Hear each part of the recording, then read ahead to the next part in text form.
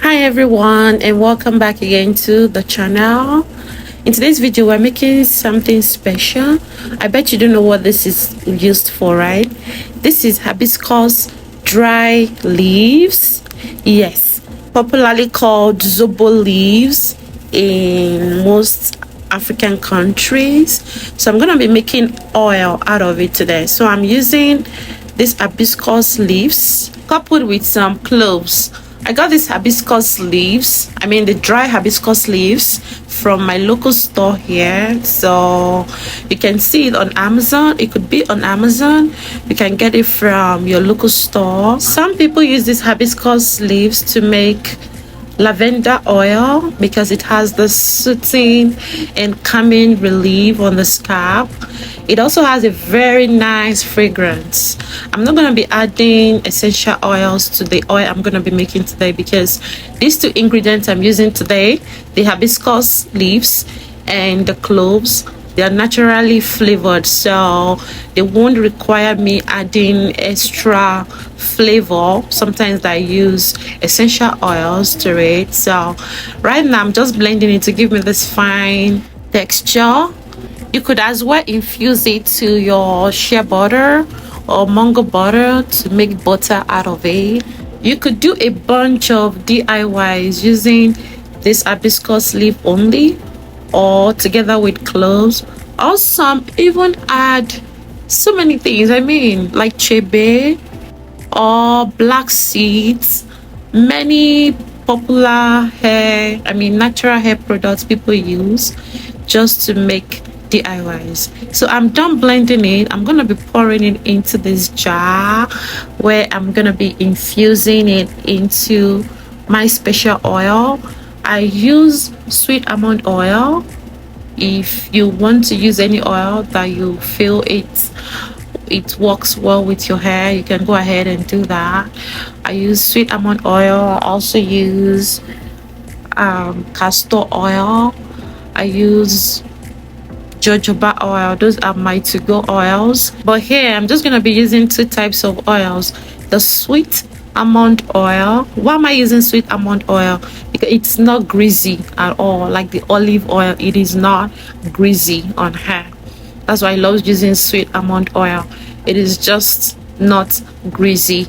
And also jojoba oil, it's not greasy at all, so you can just apply it on your hair and it works well for me.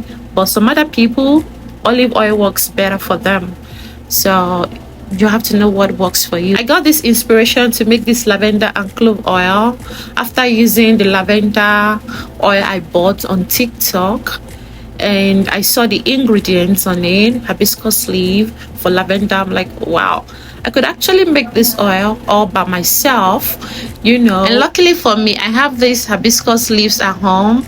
I bought some times ago to make zobo drinks, which I already did some zobo drinks. I just have few at home. I was like, well, let's try something out from this hibiscus dry leaves. I got it here from my local store, so you can get it from your local store or you can order it on Amazon. And here it is. We're going to see how it will turn out to be. Me perceiving the leaves, the dry leaves, it's awesome. So I am presuming that the oil will also scent so nice.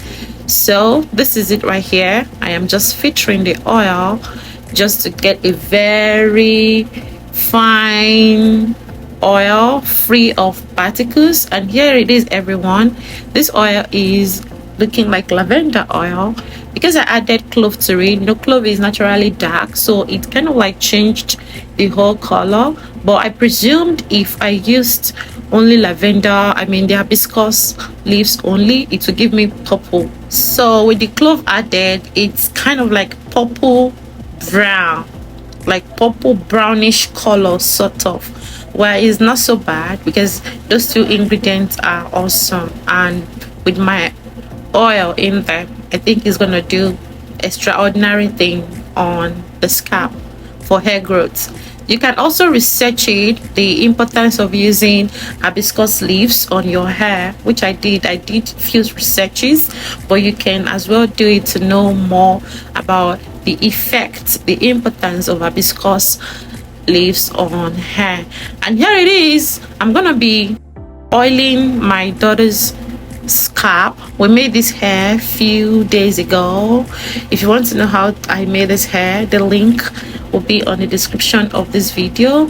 So I'm just gonna apply the oil on her hair and also give her a very good head massage.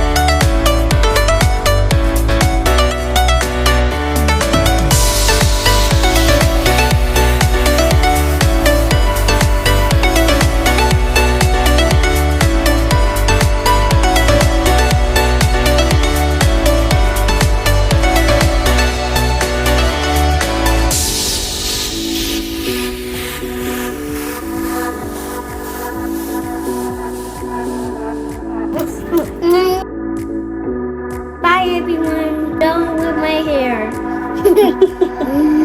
That's so amazing. Can I watch TV, mommy? Can I watch TV? English. I'm very English. Very good.